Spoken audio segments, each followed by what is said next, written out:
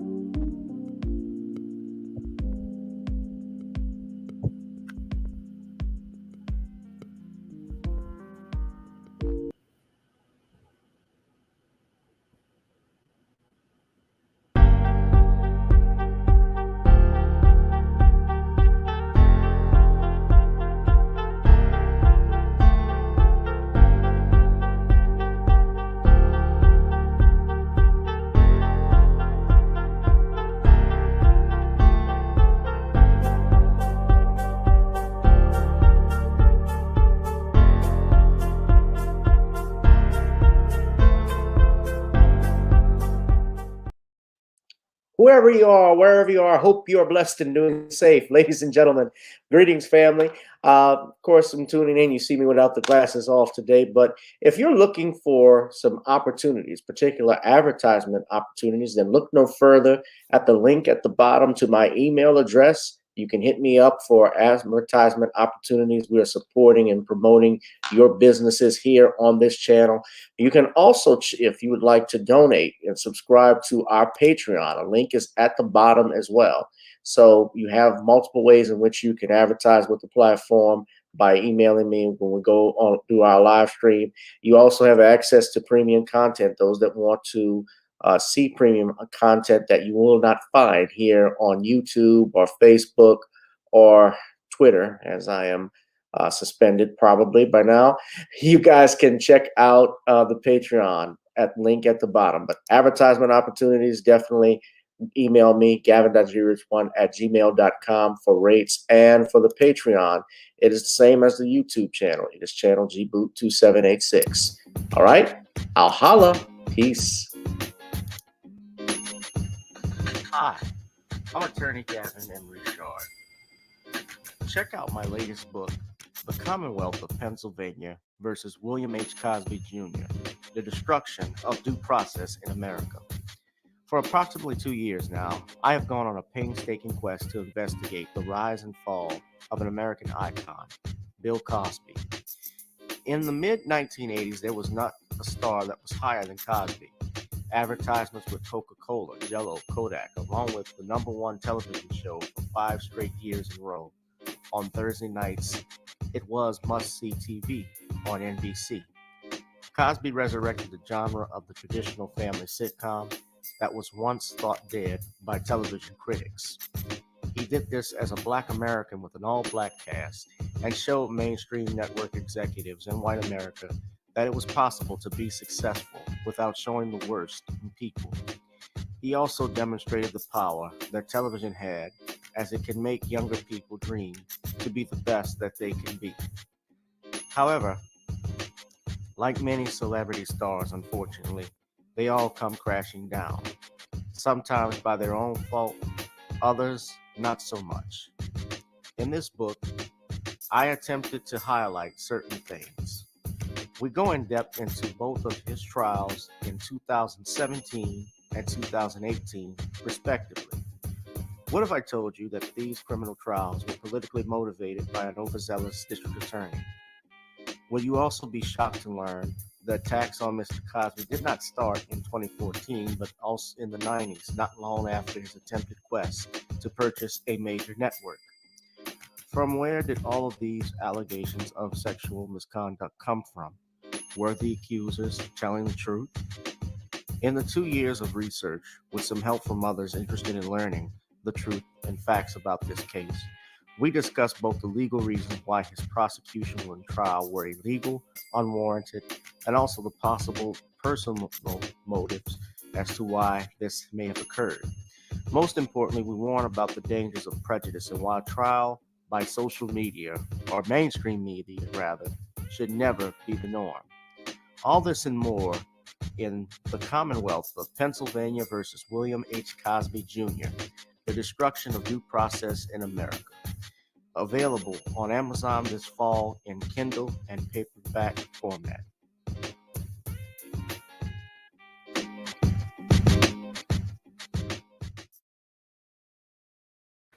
That is the Commonwealth of Pennsylvania versus William H. Cosby Jr., The Destruction of Due Process in the United States. That is available right now on Amazon Kindle. Ladies and gentlemen, we have a printed copy that will be available later this month for everyone. You can go ahead. If you have Amazon Kindle, you can purchase that book right now. I asked everybody to please purchase it, buy it to support yours truly. This was a 2-year quest in which to do. It's available now. It's a must-read book if you want to understand what happened with Bill Cosby, especially in the last few years with his trial, the overturning of his wrongful conviction, and to some degree what happened recently in his civil trial, although we don't go in detail in that book, but you'll have understanding as to why these events have occurred. So we'll go ahead and do that, ladies and gentlemen. In the meantime, you are here with me, and it is the place to be. It is Random Topic Sundays here on channel Gboot 2786. Whoever you are, wherever you are, I hope you're blessed and doing safe. We're going to talk about P-Valley. What does the P stand for? Truly, what does it stand for? P-Valley, and we're also breaking news about the 8 Akron police officers who've been placed on administrative leave in the shooting death of Jayland Walker, and also Chadwick Boseman's estate is worth an estimated $2.3 million. His wife is only expected to get $1.15 million of that money, ladies and gentlemen. We're going to be discussing the importance of a will. So all of this right now and more. In the meantime, smash up the likes, smash up the likes. We want to also stress that any videos, information that's played here that does not belong to me, all rights go to the copyright holder. However, copyright disclaimer under Section 107 of the Copyright Act of 1976, allowance is made for the fair use for purposes such as criticism, content, comment, news reporting, scholarship, and research. So it is all under fair use that is protected by the copyright statute of 1976. Also, ladies and gentlemen, I'd ask if you would please support my also by going to NornisCreoleBlends.com.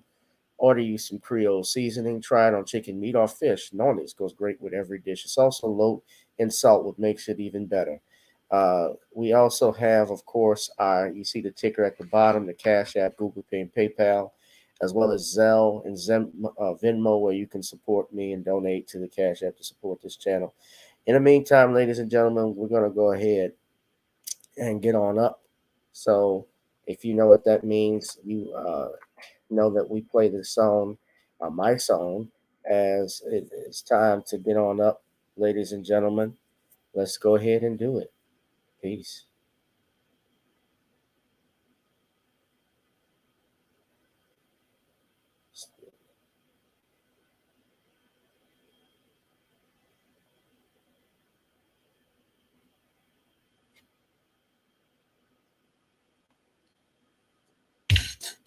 Girl, come on.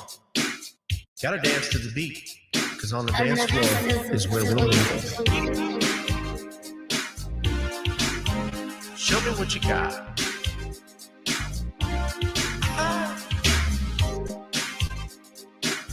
Gotta feel the groove. Feel the groove, get on the floor. Get on the. Right now the party's wasted. There's nothing much to do. But once the groove gets started, tell me, what do you have to lose? Just look into my eyes, girl, as we glide across the room. And what to my surprise now, the beat takes hold of you. Now if you're feeling like I'm feeling, so come on baby, let's start dealing. Time to get this party started. Ain't no time for the broken hearted. When the rhythm takes hold of you, there's only one thing left to do. Cause the beat is really moving. Time to get your body moving. Gotta get on up and move your body. Cause when the beat is really grooving, it's time to feel your body moving. Gotta get on up and shake something. Feel the groove, get on the floor. Get on up. Tell the DJ play the whispers. Rock steady in the mood. Put on earth, wind, and fire. Tonight we're gonna groove. Show me how you do the four corners. Electric slide or two. Hit the bus stop or do the bunny hop, baby. It's really up to you. Now if you're feeling like I'm feeling, so come on baby, let's start dealing. Time to get this party started. Ain't no time for the broken hearted. When the rhythm takes hold of you, there's only one thing left to do. Cause the beat is really grooving. Time to get your body moving. Gotta get on up and move your body. Cause when the beat is really grooving, it's time to feel your body moving. Gotta get on up and shake something. Feel the groove, get on the floor. Get on up. Now 2020 hasn't been the best year of all times. We've been dealing with death, the pandemic, racism, bad policing, and all the bad rhymes. But like Uncle Snoop once said, if you're breathing, you're achieving. So if you're ready, I need you all to get on up. Are you ready? 1 and 2 and 3 and 4. Get your butt on the dance floor. 5 and 6 and 7, 8. This jam we appreciate. We're gonna slide and step on the beat. On the dance floor is where we'll be. Feel the groove, get on the floor. Get on up And move your body. Cause when the beat is really grooving, it's time to feel your body moving. Gotta get on up and shake something. Feel the groove, get on the floor. Get on up. Yeah, gotta get on up. Come on, baby, gotta get on up. Feel the groove, get on the floor. Get on up. All right, feel the groove, get on the floor. Everybody get on up. Ladies and gentlemen, thank you all for joining me on this Sunday, this Essence Fest Sunday. I call it that because, in the Big Easy right now, today is the last day of the Essence Fest. I don't know, do we have anybody here that is on our page that is at Essence Fest? Why don't you give me a smash up a thumbs up in the comment section? Just curious if you're in town. I know that there's a lot that goes on in the city, especially right now. A lot of people are in town from all over. I met and did a couple of. I did a show actually on Friday over at Ugly Dog Saloon, which was pretty cool. And there were people, of course, from out of town, from Georgia and Carolina that were in town to watch the show. You go to Essence Fest. Some people said they were only going to go to one show one day, not do the whole thing. I've been there. As far as it goes with me, I've been to Essence Fest multiple times. They're actually showing it on Hulu, and I learned. So I was actually going to go, but, it may make sense before I go to save my money, the way my bank account is and the way the economy is, I might as well, since I'm paying a Hulu subscription, just watch it from home. That's the easier thing to do. Plus, they got a comedy show tonight out in New Orleans East. I'm going to go support them around 7 o'clock to check them out. But I mean, I've seen some of the artists before, but I watched yesterday. Janet Jackson killed it. Patti LaBelle, 78-year-old Patti LaBelle killed it. Patti is 78 years old and got a 30-year-old scalp. I mean, she looking real good. Creole lady mama lad. Just and, I have my issues, of course, and I actually went around the convention. You're gonna see a lot of people at the convention. You're gonna break your neck, men, because the women are out there. But I was with the 100 Black Men. We were doing some mentor. We had a mentorship table that was up trying to get people to uh, support the show, to support, not the show, I apologize, to support mentoring youth who we worked with, Son of a Saint, Reach for the Stars, and another program. Um, and I was thinking of going back out to the convention center, but I just don't feel like fighting traffic and parking and paying another $20 if I don't have to. But so far, it was a good event. I was happy I got a chance to do it. You know, most of the concerts, people go there to enjoy themselves. Everything, especially New Orleans entertainment. But I like people, and I recommend, especially young people, where you're at, to get young people involved in the local, at least the driving force in their local cities. Like what makes the economy work in your city? And New Orleans is tourism, it's entertainment. I have I'm doing things with that. Uh, I would like some of our youth who complain, who's going up here robbing people and so forth. We need to teach them and show them that, hey, there are ways to make money the right way, where you're not risking your life, where you're not breaking the law, you're not threatening other people. And I think it's important to do that. It's something I would like to do, to teach them. But, you know, if you were at Essence Fest, if you were, give me a thumbs up. What did you think of it? Um, it's kind of like a been there, done that thing. If there were any events I hadn't done, like maybe go to some award shows or something, yeah, I might consider doing that. But Essence Fest is big for the economy here in New Orleans. Although some of the stuff they did even before the pandemic, they used to shut down. They still do in some places, shut down bars and businesses during Essence Fest. I remember when walk-ons, for instance, would close during Essence Festival uh, back in 2016. A lot of people complained about that. This is an old article, but that actually happened right around when Prince died. If you remember this, let me just show you. 2016, they were honoring him. I was there actually for all 3 nights. They closed from June 29th to March 6th of 2016, and it received backlash because that week, of course, those businesses, businesses like that, that's how New Orleans survives, is on tourism.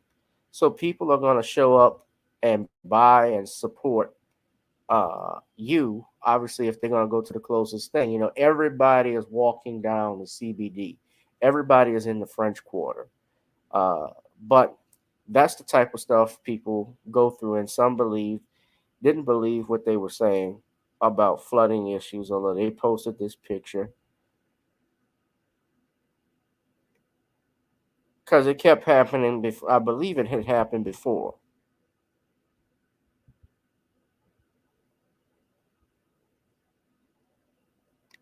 But I think they're open now. So when a festival comes in town, that's how New Orleans makes its business. And I think another bar had closed. They did it even during Bayou Classic, though, which is why a lot of people called it out.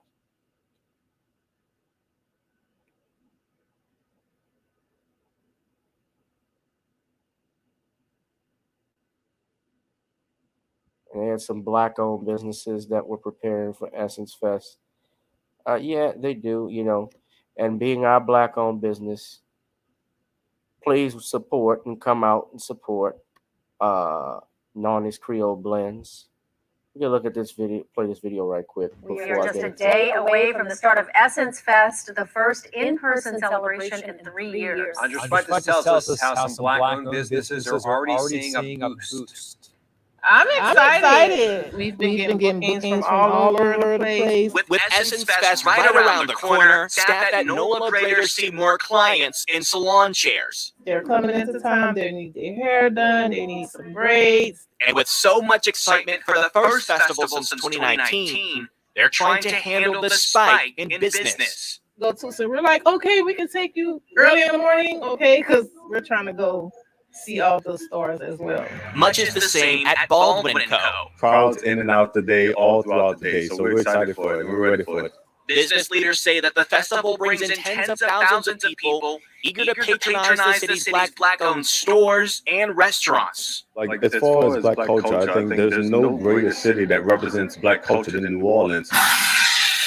But with so many small businesses like McCarty's facing challenges with inflation, We have more to offer our city than just the French Quarter. owners are trying to lure some of those visitors to see all of the black culture that the city has. We would just only hope that they don't just keep that little cluster, that ball, downtown. Business leaders say it's not only the support for black-owned businesses that they're looking forward to, but the camaraderie that comes with Essence Fest. I'm excited about it, actually, and excited with my partners that we as black women entrepreneurs get to be in a space with other black women. The media advocacy group, the Cover Network, sees Essence Fest as a way to help launch their projects and make their brand known to people from across the country. Women are coming together to seek joy as an act of resistance, Yes. but also just to show our own humanity. And to help bring in more festival goers to other parts of the city, there will be a home fest this Saturday at the corner of Broad Street and Bayou Road. It will feature some local black-owned businesses and community organizations, all starting at 11 o'clock in the morning. Back to you, Lee. Okay. I want to show this with everybody right now. So that was that on Essence Fest, but give me a thumbs up if you're in it. And a lot of people aren't commenting. I see we got 8 people here, so I take it a lot of people who are not commenting, not leaving anything in the box are not here. But it is definitely an economic thing. But if you paid attention to what the woman from McCarty's Chicken said, we wanted to show everybody that there's more than just the French Quarter. She's 1,000% right, and that's been the biggest problem with New Orleans, is that everything revolves around the French Quarter and nothing else. That's one of the problems that many people have with their businesses outside the city, outside the CBD, because everything is concentrated there. Everything is there, the Superdome, the convention center, everything is in that area. And it's not by accident. But that was that, ladies and gentlemen. And now I want to get to more serious news. So this breaking news, there were 8 police officers who were placed on administrative leave in the shooting death of Jayland Walker. Now, this happened in Akron, Ohio, right now, and they have actually, it's gotten so bad there that 4th of July plans have been canceled in lieu of protests that are going to take place in the city of Akron, Ohio. Now, according to the report here from the New York Times, the family attorney of Jayland Walker, Bobby DeCilio, as well as Paige White, have comforted Mrs. Walker, who is Jayland's mother, at a news conference on Saturday. They have denied that Jayland was armed at the time. Jayland Walker was shot by police, according to reports. He was fired at least 90 times, and it's believed that he was struck at least 60 times, according to the autopsy. According to the autopsy report. Now, the autopsy was not released as of yet. However, the legal team, including Mr. DeCilio, reviewed footage of the shooting and also visited the coroner's office on Friday to review the autopsy. Now, DeCilio said, "I've been a trial lawyer for 22 years, and I've never seen anything remotely close to what the video is going to show." Mr. DeCilio said of the footage to be released. He said 8 officers were involved in the shooting, though authorities did not specify the number. As an initial police statement, which was released on Tuesday, said officers tried to stop Mr. Walker for an unspecified traffic violation while he was driving at around 12:30 a.m. After Mr. Walker did not stop, officers continued to pursue his vehicle, the police said. Police claimed that Mr. Walker discharged a gun while he was driving, but the statement did not specify how they knew that. After a few minutes, Walker slowed his car down and exited while it was still moving. Officers then chased him on foot into a parking lot, the police said. The statement said officers opened fire after actions by the suspect caused the officers to perceive he posed a deadly threat to them. Mr. DeCilio said that he saw no evidence in the video of Mr. Walker's moving in any way that would put them in fear or require them to shoot. I've met personally with the chief, and he has told me that he hasn't found that evidence.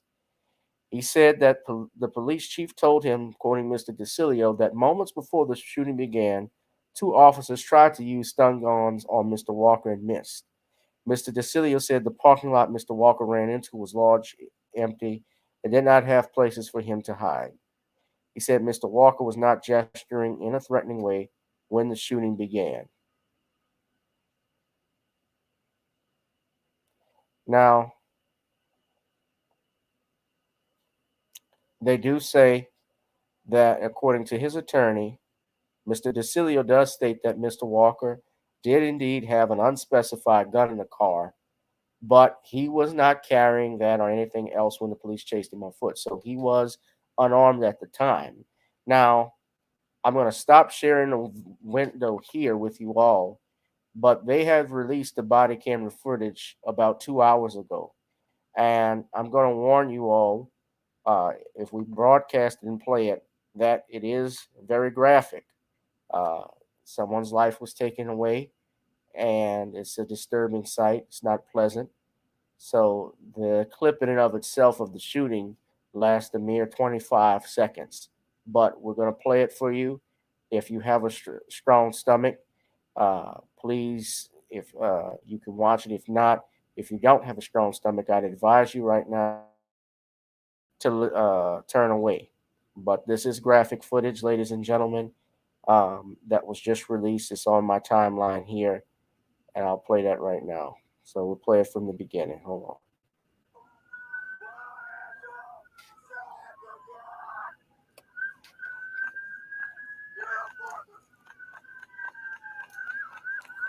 This is graphic.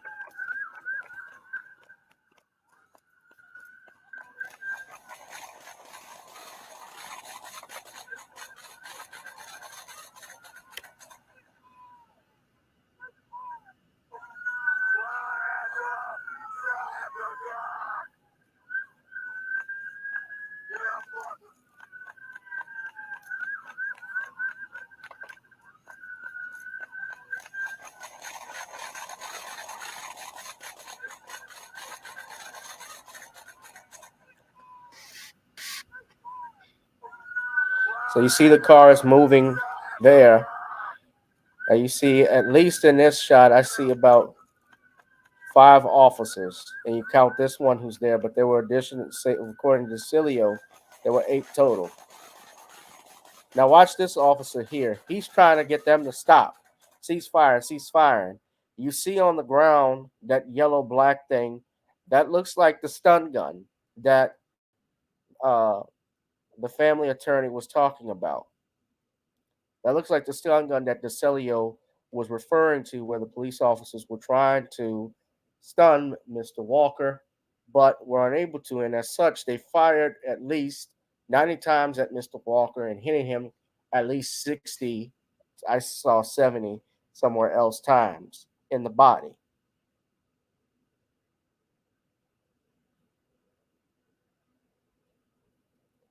Now, if we go to I don't care for them, but if you go to NBC News right now, MSNBC News right now, in this article, they released the body camera footage and tried to show or make it look like Mr. Walker, according to the press conference, I haven't seen it yet, that Mr. Walker caused this. If you listen to the police chief's statements. Now, I'm going to play.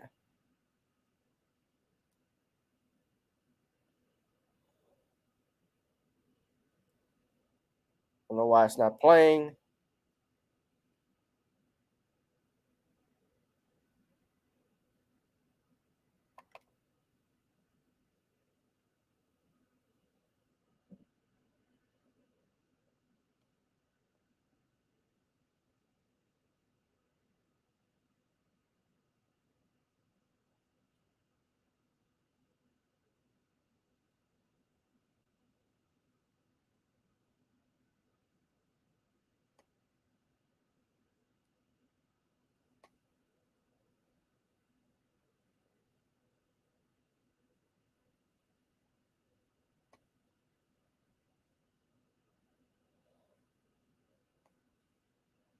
All right, there seems to be some issue with the audio, with the video playing, because when I click on it, it's not letting me, it's not coming on. So I'm going to just go to the YouTube channel here.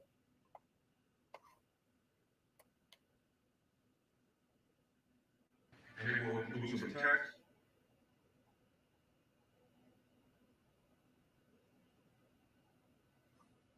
So this happened earlier today, guys. In this space, we ask that you please be mindful of that. They will be immediately available outside to answer any questions at the conclusion of the press conference. Proceeded through several city streets until he neared the intersection of East Wilbeth Road and Claremont Street. At that point, the driver slowed down and exited through the passenger side door of the moving vehicle wearing a ski mask.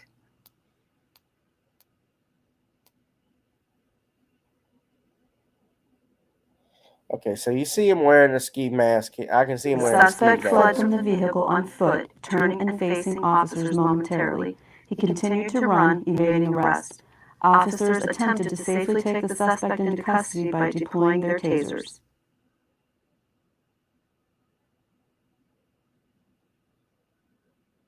The deployment of tasers was unsuccessful and the suspect continued to flee on foot.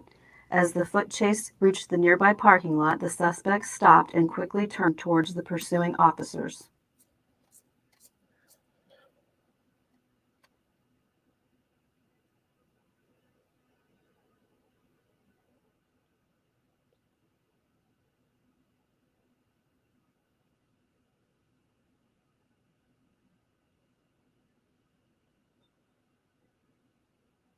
Officers reacted by discharging their firearms, striking the suspect.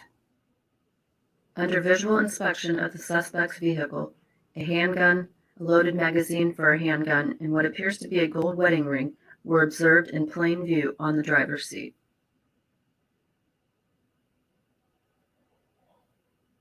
Okay, but that was not in his possession at the time he was running away. The gun, if you look at this, and when I'm looking at it, it's unloaded, unless there's a bullet in the chamber, because it looks like the magazine is out. We will now show you the body-worn camera footage from the officer who was first involved in the pursuit. The video will start at the beginning of the pursuit and will end with the shooting of Mr. Jayland Walker. I want to offer caution for everyone that is watching that this video may be disturbing to some viewers, to many viewers, as it contains graphic images and language. For many reasons, it is difficult to watch. At the request of the Walker family, we have blurred Mr. Walker's body in the shooting event. Lieutenant?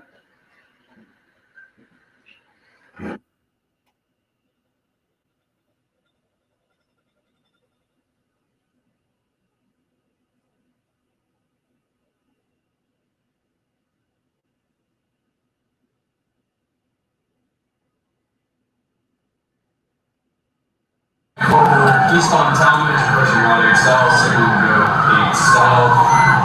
Speeds are 30. Getting on to 8 South on Talmadge. Reasons for stop is traffic.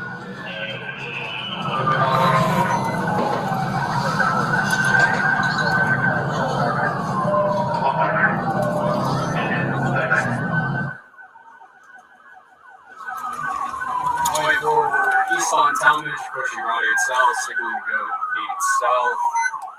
Speeds are 30. Getting on to 8 South Talmadge. Reasons for stop is traffic. Equipment violation.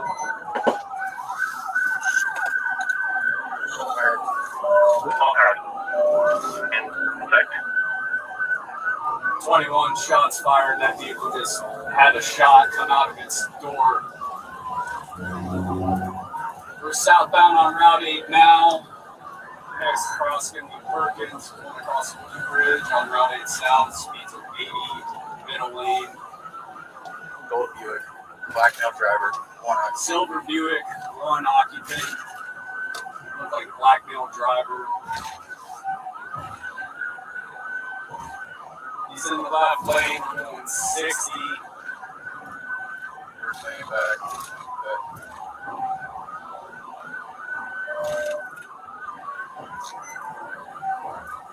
24. We're okay.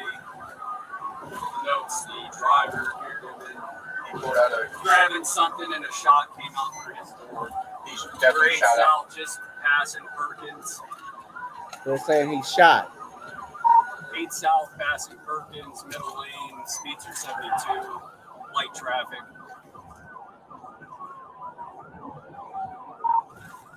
8 South passing exit 1A, speed 77, no traffic at this point. Car 1 on secondary.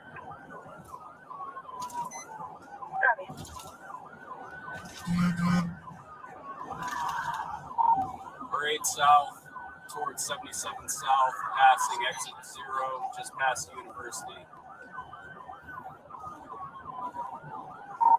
It's middle lane, speeds are 70.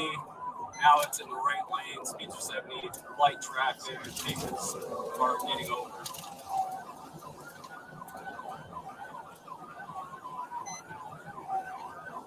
Continuing 8 South, speeds are 78. Light traffic. Vehicles about 100 yards in front of us. Continuing 77 South, just past the interchange. Car 4, requesting to join at 3 units in front of me.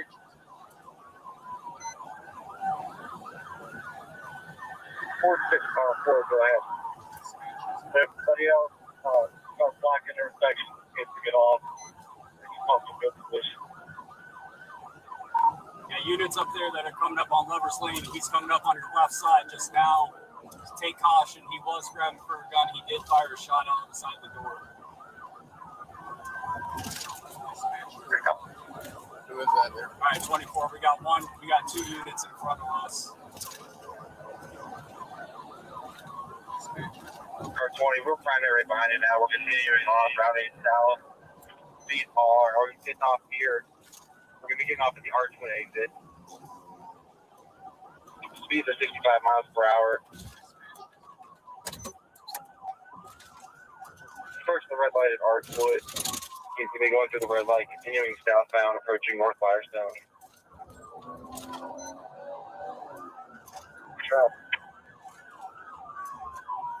Speeds are 35 miles per hour. Running the stop sign is going to be going westbound on North Firestone Boulevard from here.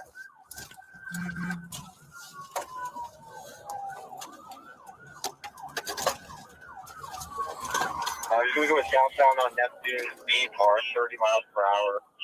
There's no traffic on this road. Running the south side of Reed. He's going westbound on Reed from here. Yeah, watch out for each other. Down the intersection. Southbound Oakwood? Southbound on Oakwood.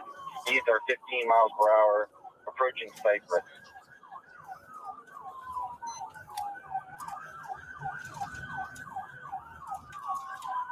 Then we going westbound on Cypress. heading towards Redwood.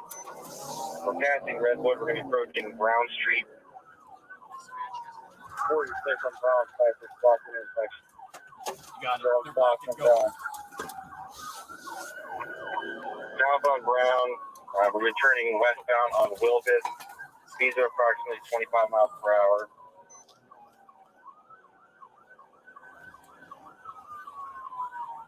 Still westbound on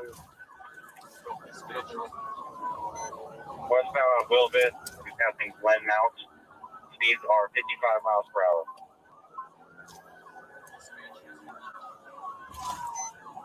Oh, 602 on west on Wilbus with Firestone. Drag it in.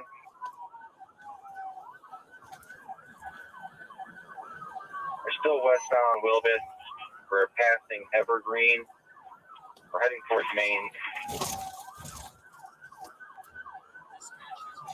Looks like we have some units up ahead at the intersection of Maine.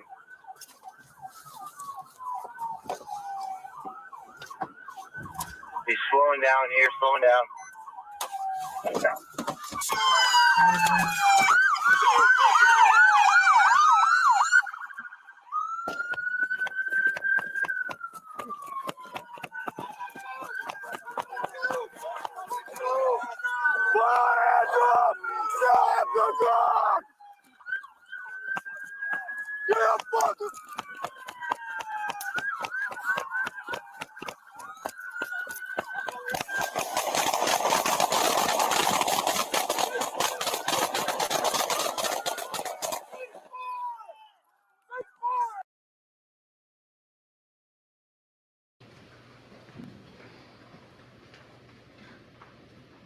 I can ask our community members to please stand with me for just 1 second. Chief, Mother.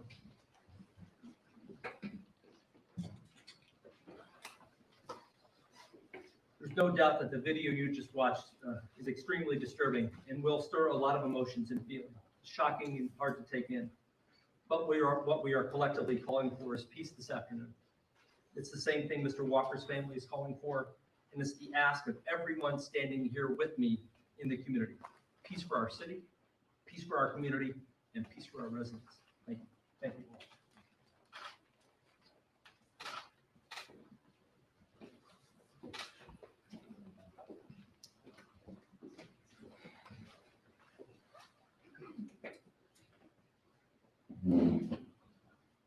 I understand the public's demand for information now. I understand that. I have questions that I want answered now. However, I echo the Walker's family's request for patience. We keep going back to the Walker family. They're requesting patience, peace, and to allow the process to run its course. Since Monday morning, information about this shooting has been disseminated through various outlets. I would encourage people to wait for BCI to conclude their investigation, submit their investigation to the Attorney General's office, and then the grand jury. The damage of spreading misinformation can cause irreparable harm. So before we receive BCI's final report, I would like to get some facts stated because I've seen a lot of misinformation circulated. As you've already heard, there were 8 officers who were directly involved in the shooting. All officers have been placed on paid administrative leave as per department policy, and which is routine when officers involved in a deadly force situation. That's standard across the nation. We do not know the exact number of rounds that were fired. Again, this is something that BCI will discover in their examination of evidence. However, based on the video, I anticipate that number to be high. A lot of rounds were fired, and I will not be surprised if the number at the end of the investigation is consistent with the number that has been circulating in the media. But right now, we just don't know. While BCI needs to confirm the number of times Mr. Walker was shot, the ME's report indicates over 60 wounds to Mr. Walker's body.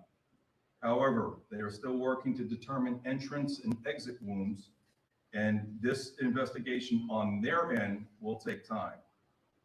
It will take time for them to determine how many times Mr. Walker was actually shot. And that work to make that determination is the responsibility of the medical examiner. As you could see in the video, there was a gun recovered from Mr. Walker's vehicle. At the time of the shooting, he was unarmed. Lastly, after the shooting ends, Akron police officers went to Mr. Walker and diligently provided first aid to save his life. One officer on a body cam footage can be heard saying he still has a pulse. As the officers were getting ready to put him into a police car to get him as quickly as possible to the hospital, Akron fire medics arrived on scene. They took over aid, and unfortunately, Mr. Walker tragically passed at the scene. They rendered aid. He was already dead, man. So you shot 60. Try getting shot 60 something times. You know how many vital organs, blood vessels that were hit. Now, I don't know where exactly as pronounced as where he was hit at, but being shot 60 something times isn't helpful. So I'm going to end the story on this, but well, at least this video. But I want to show you all something else now that's happening. If you want, I'll leave a link to it. This was from USA Today. You all can check it out. By the way, it's fair use. What's up? Dennis Byron is in the house. Hip Hop Inquirer. Thank you, brother. He's been doing a great job. Y'all subscribe to his Twitter. He's been doing a great job on the R. Kelly case. And Dennis is going to have to come back on. I'm going to call him out. You're going to have to come up back on the channel, and we could talk more about the sentencing on R. Kelly, because I like to talk about that. But I want to show you this and what's going on. And plus, another thing I want to point out, too, we didn't see if Mr. Walker had actually shot at the police officers. We only heard from the body camera footage, because there was no dash camera footage that I saw from this video that showed that he did that, but that's what they're claiming. But Tariq Nasheed has posted this right now. So outside in Akron right now, tensions are running high. There are people out there.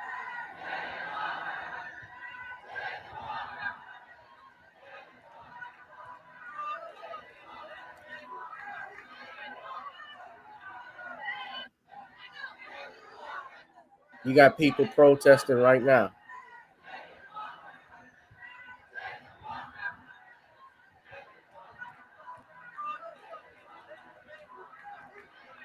Yeah. Red hot summer is here, ladies and gentlemen. But they released this. Now, I even think of the timing that this was released. This was released, this incident, of course, happened on June 27th, which was this week. They decide to release the video on a Sunday. Now, they wouldn't have released it during the week. They wouldn't have released it. They waited on the weekend, because most of the time people on the weekend are at home. You know, people are at home right now. And tomorrow is a holiday, so nobody was going to be in the office buildings. No, post office is closed. The schools will be closed anyway because of the summer. But it's the 4th of July. Everybody's at home. So we're going to release this now on Sunday and get it out. But this was, to me, one of the most disturbing things I've ever seen. And I don't know what Mr. Walker's background is. Let's say, even for the sake of argument, he is a criminal. Let's just play it like that. Let's say that he was up to no good. He had that ski mask on. He was probably robbing somebody. Let's say that. At the time of the shooting, according to his attorney, and according to what his attorney stated at the press conference, he stated that the police chief did not find any evidence that Mr. Walker was armed at the time of the shooting. Now, yes, if you fire a shot at the police officers, you have become a threat. And yes, and you could say in the back of the police eye, if this did happen, that they treated this man as armed and dangerous. They couldn't see what was on him. I can just imagine the defenses that's going to happen right now. But 8 police officers on one suspect firing, you know, the average police gun, if you got 8 officers, their bullets may hold, in their firearm may hold about 14, let's say 14, 15 shots in a standard police weaponry. So out of 8 officers firing, that's well over 8 times 15 is well over 120 rounds. So that means, and I don't know who fired how many, if there was missed, if you shot 90 times, and I don't think they I mean, a few of them had to have emptied their magazines. Let's just say that. Somebody emptied their magazines instead.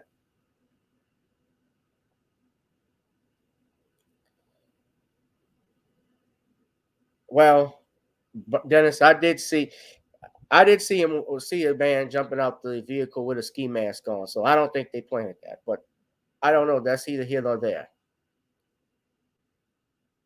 Even with that, he was not armed at the crime scene.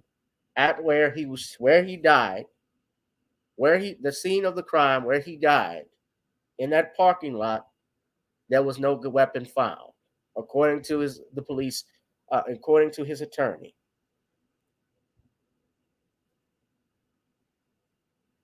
That's a problem. If he was not shot, if he was not armed, he were not at that point. He's not a threat. And there have been rulings about shooting fleeing suspects, because in the past you could shoot someone. Police officers, if they were chasing what they believed was a dangerous suspect and they were armed, they were given a little leeway with these things. But in today's world, it's called shooting a fleeing felon. But we don't know if Mr. Walker was a felon. If he is suspected of a felony and is in clear flight, that's in common law, and the old case was Tennessee versus Garner. And if they go into places that aren't open to the public, like say if he went into someone's house, then that's called hot pursuit. So that does take place, and I can see. Well, I'm going on. Well, that's all we can go on right now, hip hop. If Dennis is what they're saying, the police officers, unfortunately, are the ones that investigated. Now, of course, they have the Ohio Bureau of Investigation who's investigating it. They have not released any statement on it, and all we can go on is what these people are saying. Unfortunately, I don't know if Mr. Walker had cameras in his car, which I doubt he did. I don't know if anybody was on the phone with him, if they heard anything or anything. He was saying, I'd love to hear it. But yeah, exactly. The white dude in Kentucky killed 3 cops in the K9 and was still breathing when they caught him. Yeah, they just beat the crap out of him, but he was brought in alive. Oh, yeah. I mean, we don't have, and that video, and I will say this, and I pointed this out, there was no dash cam footage to show if he did fire the weapon at him. But I'm looking at this with an open mind. I can tell you just by what I saw, the video is very graphic, and it's just, what we saw is disturbing, to say the least. And it's putting it mildly saying that. But I can imagine, especially in today's world and what's happening, that right now nobody's sleeping in Akron, Ohio. Nobody's partying there. If you serious about doing things, if it's true that these officers indeed shot an unarmed man, and yes, there's a edited version of it. That's true too of the video footage. That's problematic as well. They didn't find any evidence of it, then they're in a shitload of trouble. Now, the case you can look at on the fleeing felon rule was limited in 1985 to non-lethal force in most cases by Tennessee versus Gardner. The justices held that deadly force may not be used unless necessary to prevent this escape, and the officer has probable cause to believe that the suspect poses a significant threat of death or serious bodily injury to the officer or others. So I can imagine that this could potentially be an example of that. However, more evidence is needed, which is why all we can go on is what the Ohio Bureau of Identification is going to say. But who's to say anybody would believe what they have to say either? Or, what is the extent of that? But 8 officers doing that, that's just terrible. And I'm sure in this, they're going to bring up or try to dig up if he has a record, Mr. Walker's record in this. But I'm looking at this story, man, and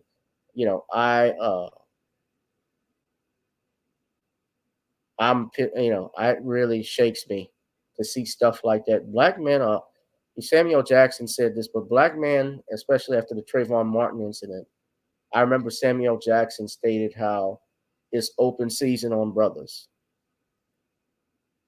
Black men got to be very careful when they're walking out the street. You don't know when you will be a hashtag.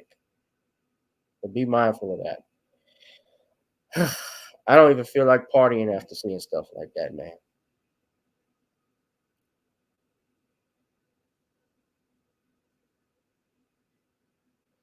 All right.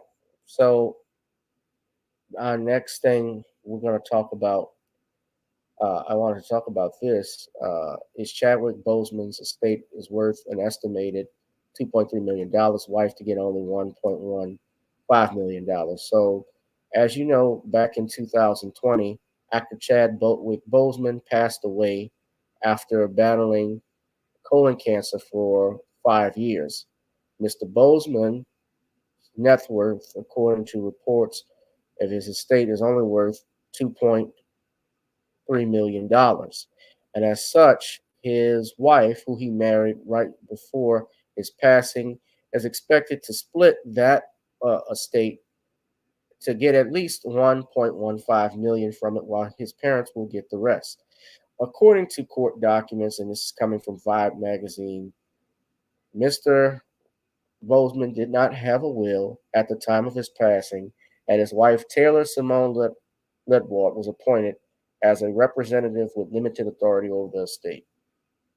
His wife is now requesting that the estate be split as 50% to her late husband's parents, Leroy and Carolyn Boseman, and the other half to herself.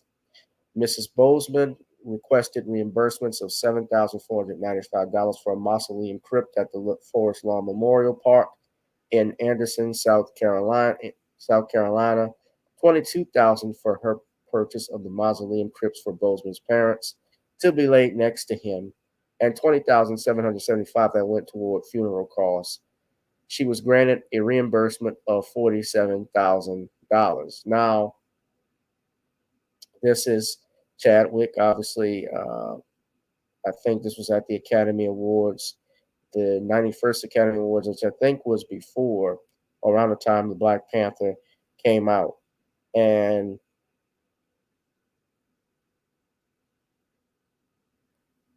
that's his beautiful wife. Yeah, she's gorgeous. So in the filing, Boseman's wife estimated that her late husband's estate was worth $3.8 million and included residual income since his passing. However, court fees, reimbursements, and a $51,000 tax bill and another $900,000 from a probate case, the estate value cost $2.3 million, which the family will split. So Chadwick, of course, had been battling the disease privately for years when he was diagnosed with stage 3 colon cancer in 2016. Fans and friends were shocked when it was revealed that he had been battling the disease. And aside from his parents, Leroy and Carolyn, he also had 2 brothers, Kevin and Derek Boseman. Now,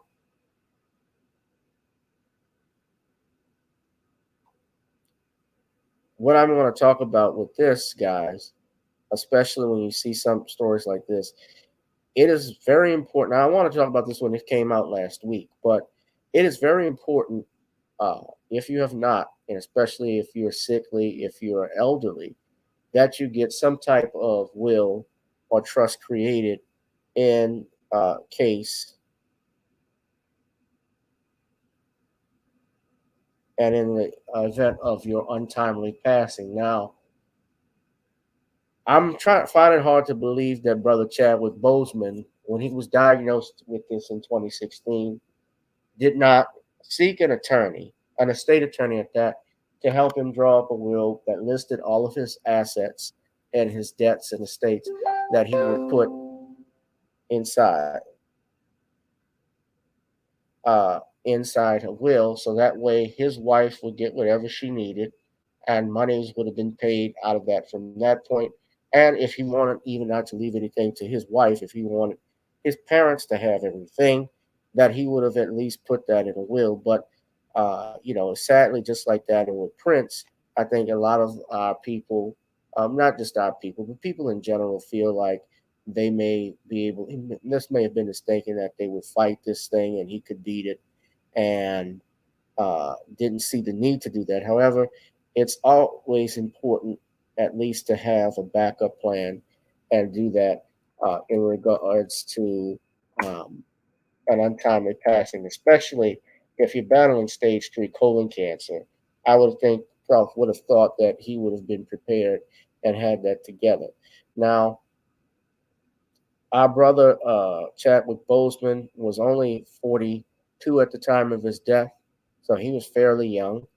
And some young people don't think that death will impact them, but it impacts everybody. We have children that get shot on the street, sadly. Now, of course, babies don't think of stuff like that, but we're human beings, and sometimes I think something like this just catches up to you. But I'm surprised that, given that he was diagnosed with this and he knew what was coming, that he didn't at least do that, or even to get some type of insurance policy, life insurance, that would have ensured that his wife would have made some money. Now, yes, she's going to be a millionaire, but she's going to have to split that. And that's another thing, the value of the estate. So what this tells me is that when he did, I don't know how much he was paid to do Black Panther, but it seems like, and I don't know what his contract was, but it seems like the brother got ripped off. I could be wrong. I don't know what was in it, but if you do a movie like Black Panther, Chadwick Boseman, I think at the time he did Black Panther, and he started doing the Marvel movies. He had been in a few movies such as 42. I know he did some movie on Netflix, a few items. He had been on television, so he wasn't really I won't say a breakout star. He did do the James Brown biopic, which didn't get a lot of praise, although I enjoyed it. A lot of people enjoyed it. But you would think if he was doing a movie like the Black Panther, that he would have at least gotten a check for at least $10 million or some sort, especially given the phenomenon that it was when it was released in 2018. Now, he may have had in his contract that he was going to make this amount of money, and the sequels to follow, if the film was a hit, he was going to get this amount of money plus some points from the box office. I don't know, but I would have had something like that in my contract at least. I certainly, for a role like that, especially when you're the main star, you would have gotten at least $10 million to do a movie like that, starting off the bat. But and it's because it was a Marvel film, and Marvel, of course, has dominated the movie theaters over the past decade, starting when Iron Man was released in 2008. So when that started, and then the other films like Thor and the Incredible Hulk were coming out, as well as the Avengers, you would think that it would have been big, and these actors would have gotten more money. But sometimes they don't have the proper representation that may get the best deal for them. So I'm kind of at a loss for words. That may get the best deal for what happened. I don't know what his deal was, but I really pray for the best for his family, his wife. I'm still sure that she's mourning the loss of her husband, who was young. So, Brother Chadwick Boseman, rest in peace, brother. And please, family, if you have not, think about getting a will. Sit down with a state attorney, look at developing some trust. All right. So, that was my second topic. Now, hit that like, share, and subscribe button, ladies and gentlemen. I need you also to please donate to the Cash App, the PayPal, the Zelle, if you can. This channel is not monetized, so any monies that you can contribute, even if you go to the Patreon, which is the same as the YouTube channel GBoot2786, that would be even helpful for me. If you like to advertise, that's even better. But that's the Patreon channel GBoot2786. This is our Facebook page at Commonwealth Cause 2 for the book, The Commonwealth of Pennsylvania versus William H. Cosby, if you'd like to purchase that. But if you like to advertise, you can go there too. Is Dennis still on, or did he step out?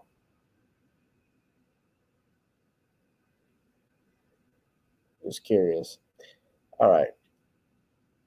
So go to Amazon.com as well. On Kindle, the book is available. So last thing I want to talk about, P-Valley. What does the P stand for? If you know what P means, in this case, if you've seen P-Valley, it can mean one of two things, especially the second thing now, Puss versus Punk. So a lot of people have watched this show on P-Valley, called P-Valley, which is on the Stars Network.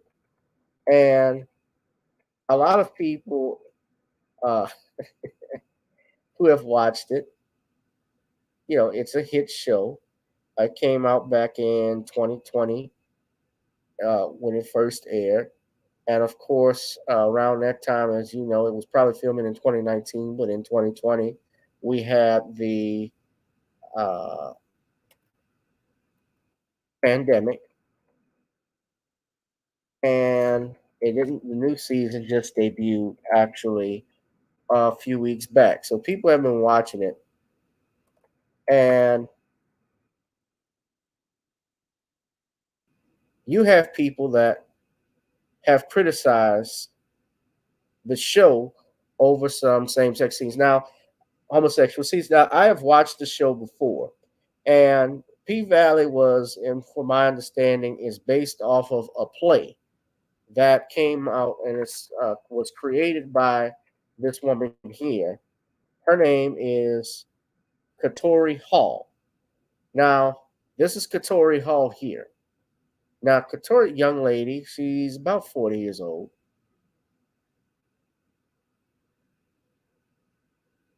That's Katori Hall. She's from Memphis. Now, I believe Brother Ron knows her, or actually, I think knows the main actress, one of the main actresses in P-Valley. But that's her there. She's written, best known for her work, she's written the Tina Turner musical, Hurt Village, Our Lady of Cabildo, The Mountaintop, The Hot Wing King. She's also won Pulseer Prize for drama for that play. Now,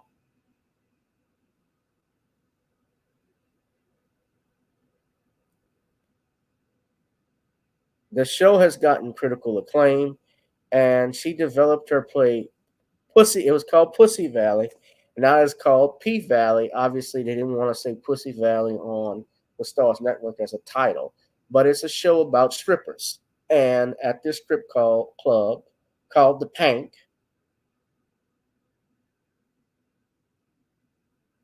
that's in the film, that's on the show, and you have a character in the show named Uncle Clifford, who is a openly homosexual male.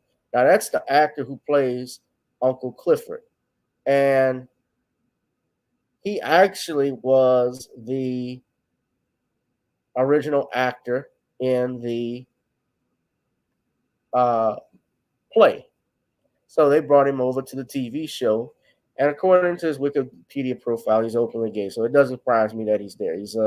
But his character is what they call non-binary, meaning he is not male. He doesn't identify as a male, even though he's born with the P. He's born with the XY chromosome, like most and all men are practically, if you are a male and you're born with 2 balls in the dick. But he doesn't identify as a male or a female. And apparently his character, is, if you've watched it, is a flaming homosexual and dresses in women's clothes and so forth and runs the club in Mississippi.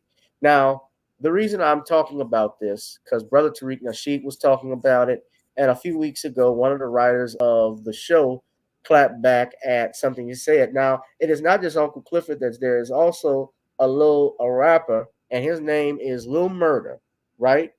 And he's on the down low with Uncle Clifford. But he's also, it was just happened in the last episode, I just happened to watch, where his character, they're talking about the stuff we're talking about with regards to police shootings.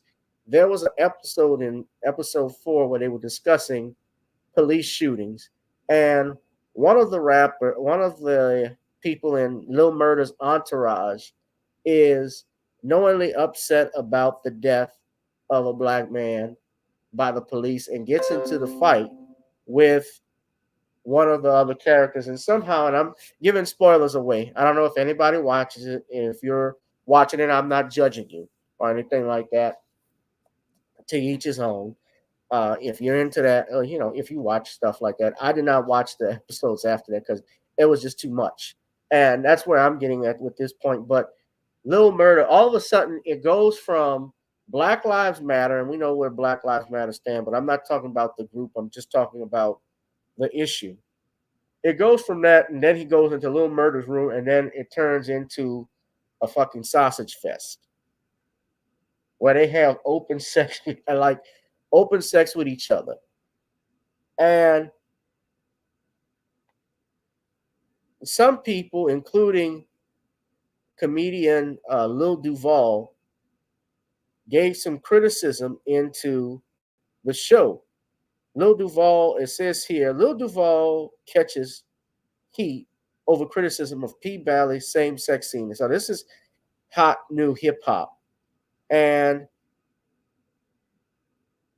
he said, Lil Duval, I like Lil Duval, very funny guy.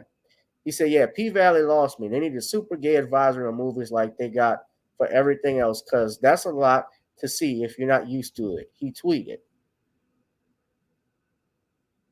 And so they say the responses were quick. Now, the responses were quick, and like many of his other tweets, his messages soon went viral. I can watch gay people all day, but I don't want to see them fuck.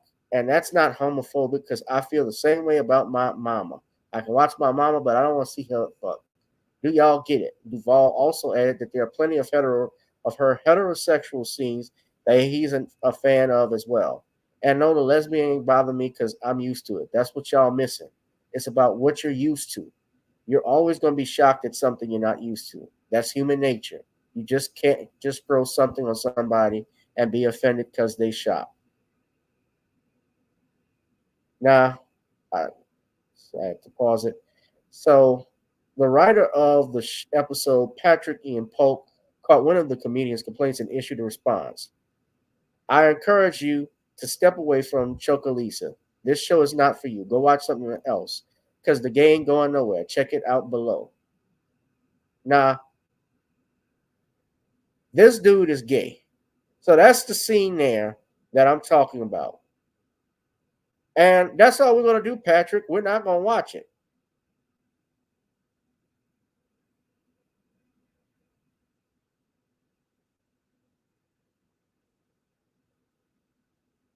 And you see the trolls coming out that shystest folks regard trans and queer experiences as entertainment. No, it's not entertainment. It's not in. Nobody, see, this is the point here. It's something we don't see every day. People openly never, there used to be something where you did what you did in the privacy of your own home. If you didn't want to do it outside your home, then it was best not to do it. Just like some heterosexual stuff. There were laws at one point about people kissing in public. You see, this is the problem with folks, especially the alphabet group and their allies, where they want you to support any and every damn thing that they're doing.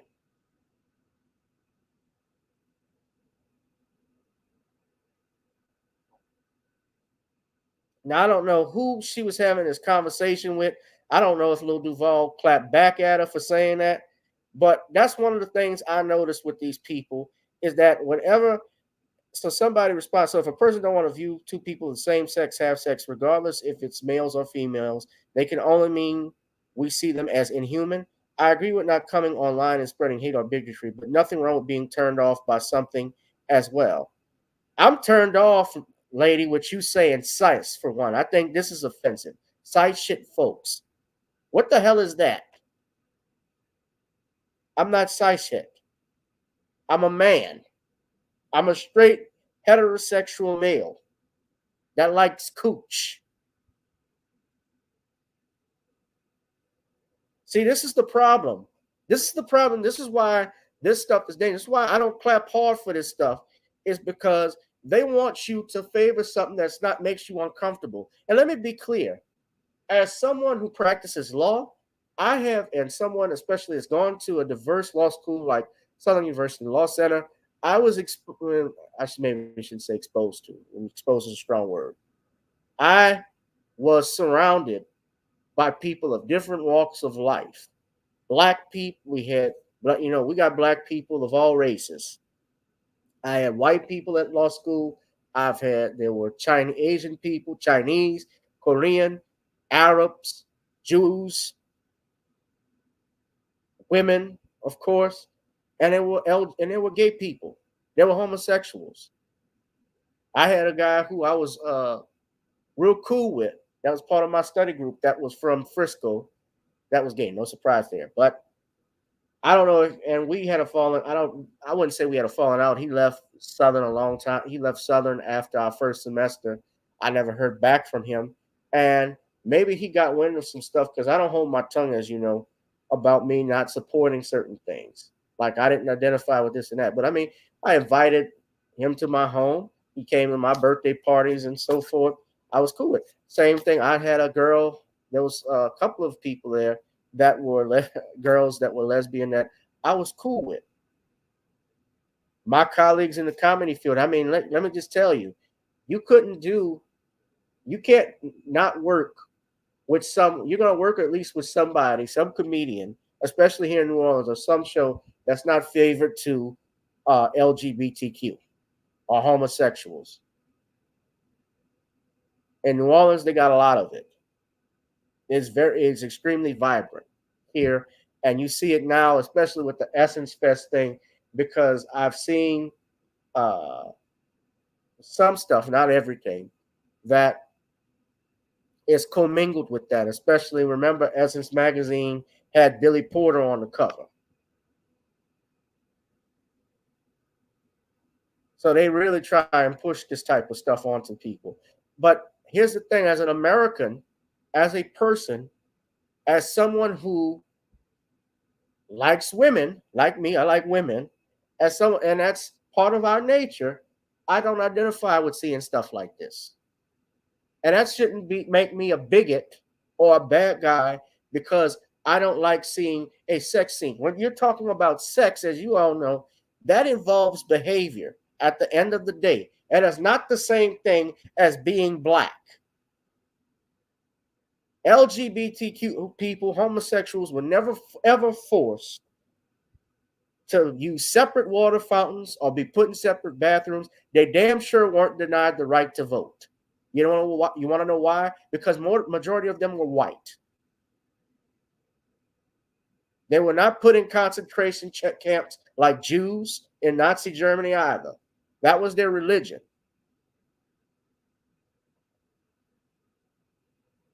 It's not the same thing as those.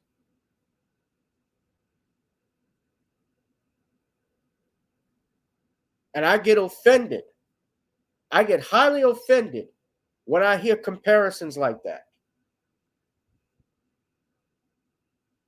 Wanda Sykes talked about it's harder being gay than being black in America. Really, Rich? I couldn't tell you my favorite. Look, I'm not gonna make this and come out against Wanda Sykes, but I couldn't tell you my favorite Wanda Sykes joke. Just talking about it. I know she was a writer for Chris Rock and so forth, and she's doing that show, The Upshaws, with Mike Epps and Kim Fields.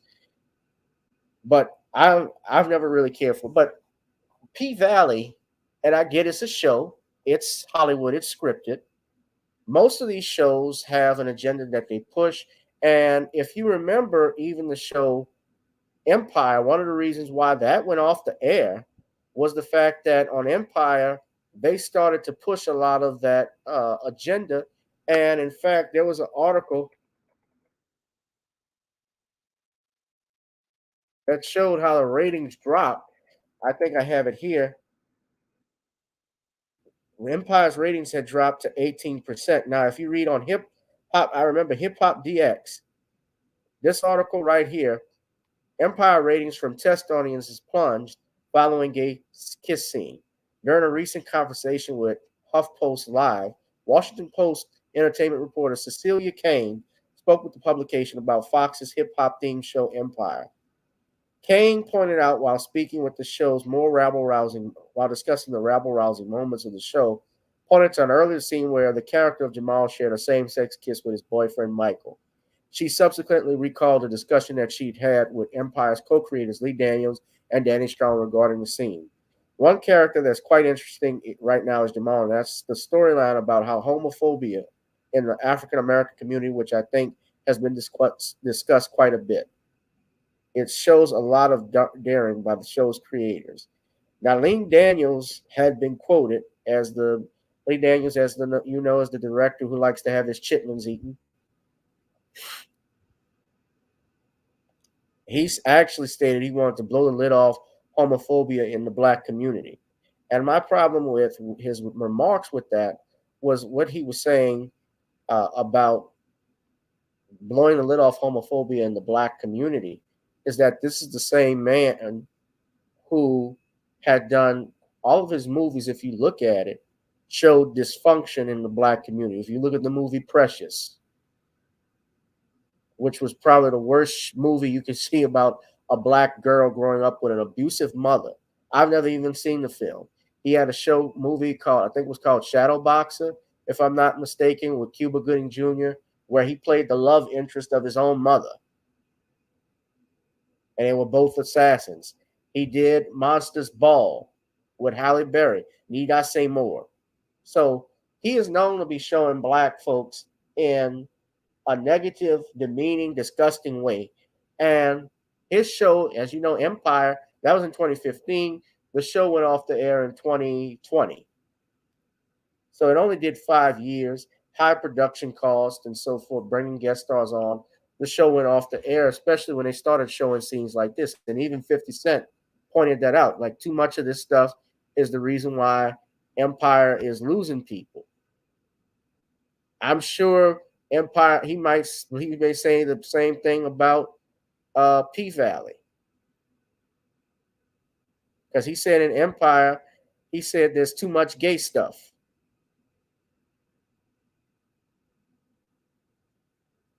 There are 3 million less viewers who turned into last night's Empire episode. Did you watch it? We could not take the extra gay stuff or celebrity stuff last night. That's what 50 Cent said when he posted this Instagram post.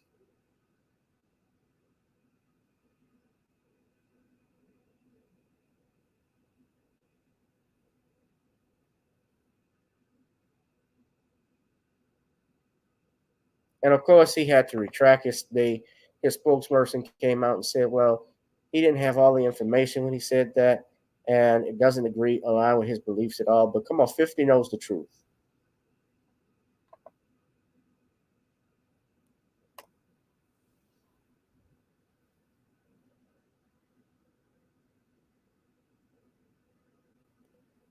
But P Valley, does it stand for puss or punk, ladies and gentlemen? What do y'all think? And they not only had the male scene, they also had the female scene where the main stripper on the show, believe her character's name is Mercedes Woodbine. Her real actress name is Brandy Evans. Gorgeous woman. She's from Memphis. I think this is Ron's friend. And she was actually in movies such as New Edition Story and the Bobby Brown Story. And she was nominated for an NAACP Image Award for her role in this movie. Now, again, when you watch shows like this, what's the message that they're producing here?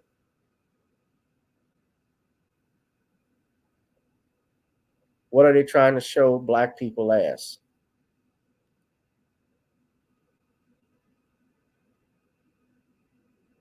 And when you read these articles, and this is why another reason why, and I don't favor the current Supreme Court necessarily, but I know they've recently had a decision where it made it easier for you to sue the press. Let me just say this: there's a reason too why our press in today's climate sucks. When you see things like this, these are supposedly editors and writers and journalists, respected journalists. Yeah, so you went to junior high with Brandy Evans. Yeah, gorgeous sister. Thank you, Ron. I knew it was her. Okay, I knew it was her. I'm not the creator of P Valley because I believe Katari is still from Memphis, your home. But just look at how they write this, how they came out and attacked brother Lil Duval. Now that was hot new hip hop that said this, but they even called him out Complex. Vlad TV, who's with Complex. To hell with you, Vlad. But look at this. They clapped back at Lil Duval for even Black Enterprise for homophobic comments. Why is that homophobic if it's something I don't like?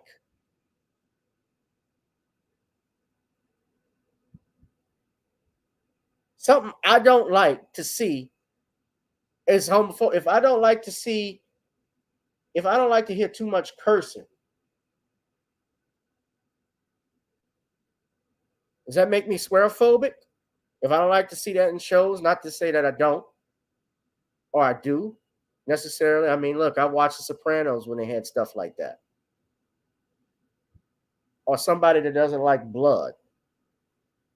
Are we going to attack people that can't accept that? Blood is a part of nature as well. Bleeding is a part of nature.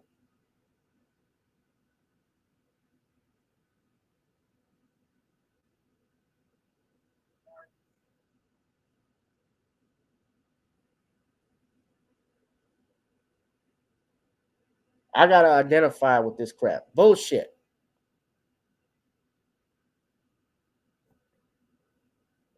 What do y'all think of this, brother Ron? Ron, have you been watching the show?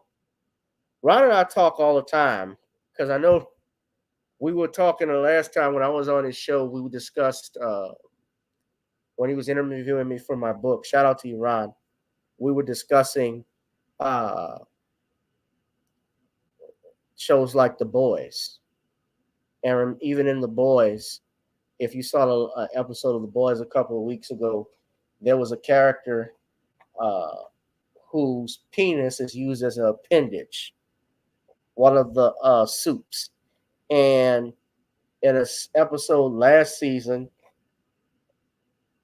he put his sausage with his dick on the character Mother's Milk. Well, the character Mother's Milk is played by the brother Laz Alonso. And the man, and this is what happened. Now, I'm not going to play it, but this is the image here.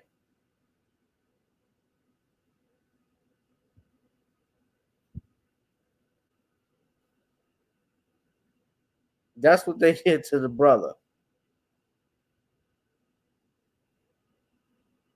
He gets choked by a dick.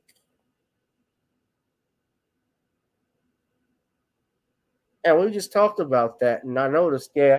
And then in another episode to this year, they have another character who they've introduced to fight the main antagonist in the show, Homelander. and his character is named Soldier Boy.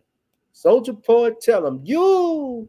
Yeah, well, Soldier Boy's character, I remember they were mentioning he's been locked up since the 1980s, and I remember they mentioned the fact that the character in Soldier Boy, I noticed in the last few episodes, he had been locked up in prison since the 80s. And there's a scene where he's talking with one of the main characters, Huey, and he says, all I know is this. He's not a dad. And he was watching TV. Bill Cosby is America's favorite dad. And the character, Huey, says, yeah, a lot has changed since then. So I know they were throwing some shade at Dr. Cosby with that. But it doesn't surprise me they're using his low-hanging fruit. We were talking about the show P-Valley, Danielle. So I'm really out of it with that show, but you're gonna see it everywhere nowadays because even when Judge Joe Brown and I have talked about it, he still or has gotten requests from the Emmys, emails from the Emmy boards where the group GLAD, I believe, they have sent emails out, emails from the Emmy saying that they want to see more and more of these images put in television. Now, tell me what you all think. Give me a yes or no. Do you think it's an agenda? I'm going to put this in the chat here. Do you think, or are you tired? And I'd say and I don't know if I get my channel demonetized or not. They can't demonetize. This already is. Do you feel that the show, do you feel that mainstream media has, quote, an alphabet agenda? Give me a yes or no. You vote yes or no.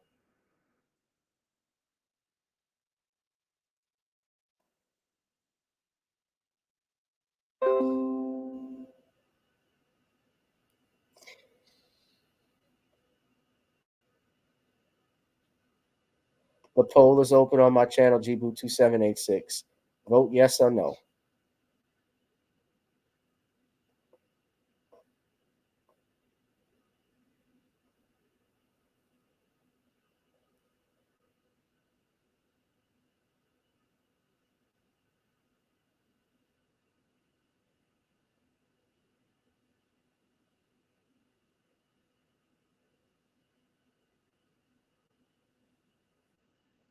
$11 votes in, and I got 100% of people saying yes, no no's.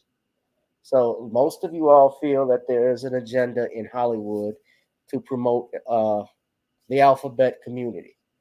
So I'm trying to watch what I'm saying here. And you're likely right. But yeah, there's definitely something afoot here. But I don't know if I will probably watch. I mean, and yeah, someone wrote you can't.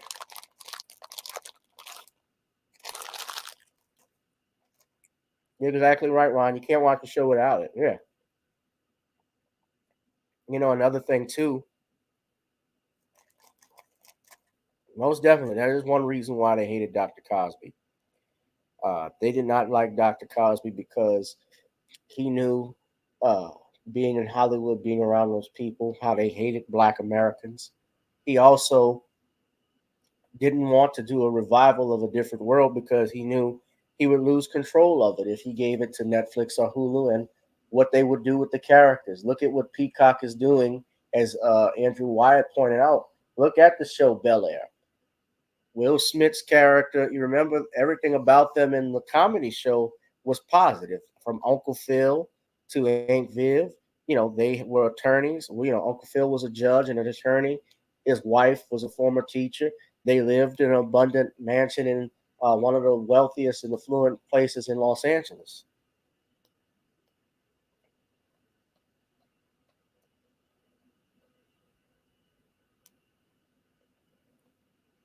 Cosby, he didn't stand for that.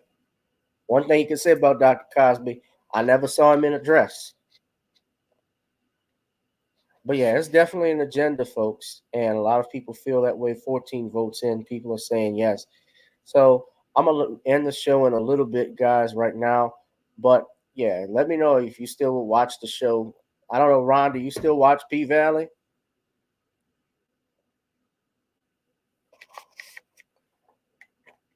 Will you be watching it? Give me a yes or no what y'all think, guys. Uh, I'm about to. We got 32 people in here strong. I need y'all to please donate to the Cash App, PayPal, the Google Pay, and Zelle, ladies and gentlemen. I'd also ask if you can donate to subscribe if you are not able to the Patreon, which is the same as our YouTube channel, GBoo2786. Remember, also we are promoting Black-owned businesses. So if you're a Black-owned business, have a company, and you'd like to advertise on our channel, we would be happy to do that.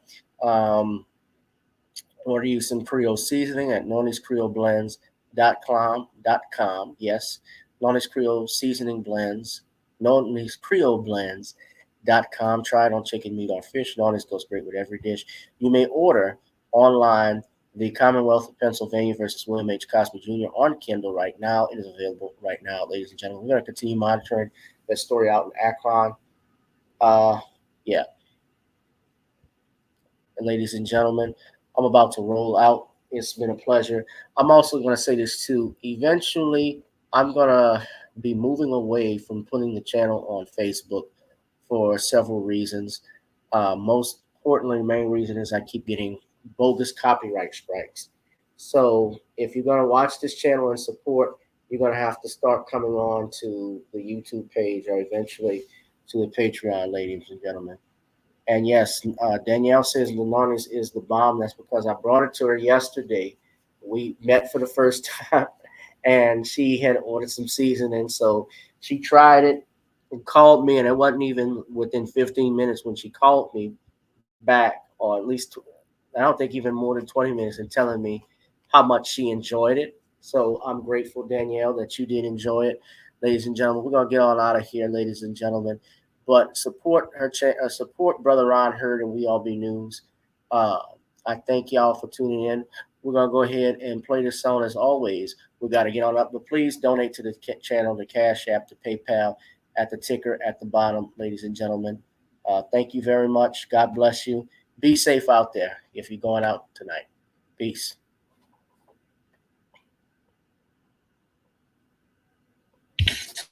Girl, come on. Gotta dance to the beat, because on the dance floor is where we'll meet. Show me what you got.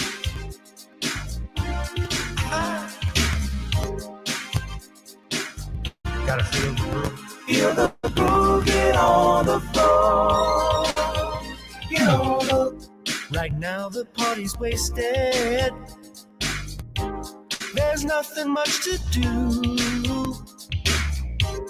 But once the groove gets started, tell me, what do you have to lose? Just look into my eyes, girl, as we glide across the room. And what to my surprise now, the beat takes hold of you. Now if you're feeling like I'm feeling, so come on baby, let's start dealing. Time to get this party started. Ain't no time for the broken hearted. When the rhythm takes hold of you, there's only one thing left to do. Cause the beat is really moving. Time to get your body moving. Gotta get all up and move your body. Cause when the beat is really grooving, it's time to feel your body moving. Gotta get all up and shake something. Feel the groove, get on the floor. Get on up. Tell the DJ play the whispers. Rock steady in the mood. Put on earth, wind, and fire. Tonight we're gonna groove. Show me how you do the four corners. Electric slide or two. Hit the bus stop, I'll do the bunny hop, baby.